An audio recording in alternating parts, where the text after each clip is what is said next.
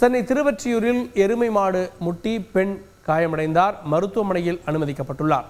நடந்து சென்ற பெண் மீது வெறிபிடித்த மாடு முட்டி தூக்கிச் சென்றது பரபரப்பை ஏற்படுத்தியுள்ளது. இது குறித்து மக்கள் தெரிவித்த கருத்துக்களை பார்க்கலாம்.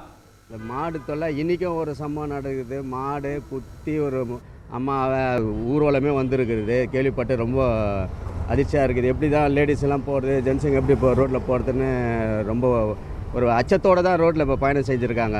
குறிப்பாக இந்த ராயபுரத்துலலாம் பார்த்திங்கன்னா நாய்ங்க எக்கச்சக்கமாக இருக்குது. நைட்டு இரவு நேரத்தில் அந்த பக்கம் நாங்கள் போகவே முடியாது. பொறுத்த வரைக்கும் இப்போ மனுஷங்க அதிகமாக இருக்காங்களா இல்லை மிருகங்க அதிகமாக இருக்கிறாங்களான்ற நிலைமைக்கு சென்னை இப்போ தள்ளப்பட்டிருக்கு. எங்கே பார்த்தாலும் மாடு. ஒரு ஃபேமஸான ஒரு இடம் மெரினா பீச், அங்கே கூட குழந்தைங்களோட போகும்போது அங்கே கூட நான் பார்த்தேன் நிறைய மாடுகள் அங்கே மேய விட்ருக்காங்க. அதே மாதிரி தெருவுக்கு ஒரு 100 நாயாவது இருக்கிற நிலைமைக்கு ஒரு குழந்தைங்க ரோட்டில் விளையாட முடியாதுன்னு லாஸ்ட்டாக ஒரு 2 வாரத்துக்கு முன்னாடி கூட ஒரு குழந்தைய நாய் கடிச்சிச்சு. மாடு முட்டி பெரியவர் இறந்து போனது நம்ம பார்த்தோம். அடிக்கடி இந்த நிகழ்ச்சி வந்து திருவள்ளிக்கேணி சுற்றி பகுதி அந்த இடத்த தவிர்த்து மற்ற இடங்கள்லையும் கால்நடைகளால் பொதுமக்கள் பெரிய அளவில் பாதிப்பு ஏற்படுத்துது. நேற்று கூட பார்த்திங்கன்னா திருவொற்றியூர் பக்கத்தில் ஒரு எருமை மாடு வந்துட்டு சாலை வர போயிட்டு இருந்த எத்தனை பேரையும் ஆக்ரோஷமாக முட்டி மோதனையும் வாகனங்கள் சேதப்படுத்தி நம்ம பார்த்துட்டுருக்கோம். கால்நடை வளர்க்குறவங்க வந்துட்டு அவங்களோட மாடுகள் வந்துட்டு சரியான முறையில் பாதுகாத்துக்கிறது இல்லை, நான் வளர்க்குறது இல்லை.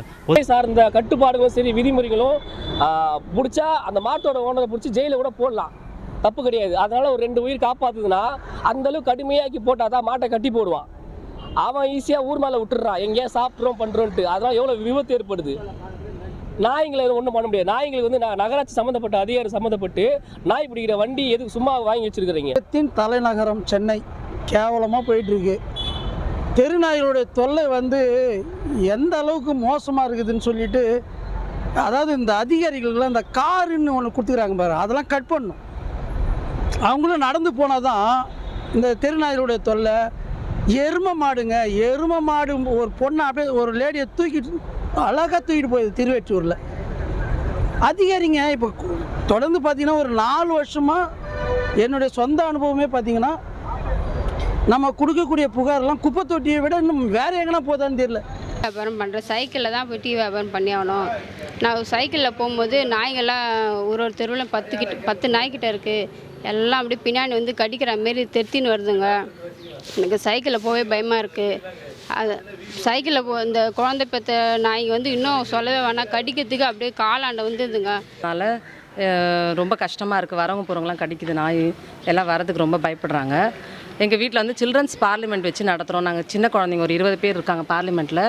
அவங்களுக்கு ரொம்ப கஷ்டமாக இருக்குது அப்படின்னு லாஸ்ட் வீக் போயிட்டு கார்ப்பரேஷனில் கம்ப்ளைண்ட் பண்ணிட்டு வந்தாங்க. சார், இந்த மாதிரி நிறைய நாய் இருக்குது வந்து பிடிங்கன்னு. மண்டே வந்து நாங்கள் வருவோம் அப்படின்னு சொன்னாங்க. ஆனால் இது வரைக்கும் யாரும் வரவே இல்லை. நாய் வந்து ரொம்ப தொல்லையாக இருக்குது. எங்கள் வீட்டில் 2 குழந்தைங்க இருக்குது. அதில் என் பையனை வந்து வெளியே வர விடும்னா சாப்பாடு விட்டு ரொம்ப கஷ்டமாக இருக்குது. போயிட்டு வரவங்க எல்லாரையும் ரொம்ப டிஸ்டர்ப் பண்ணுது. நாய் குட்டி போட்டு ரொம்ப பெருசாகிடுச்சு. எங்களால் வெளியே வர முடியல. செய்திகளை உடனுக்குடன் தெரிந்து கொள்ள உடனே சப்ஸ்கிரைப் பண்ணுங்க.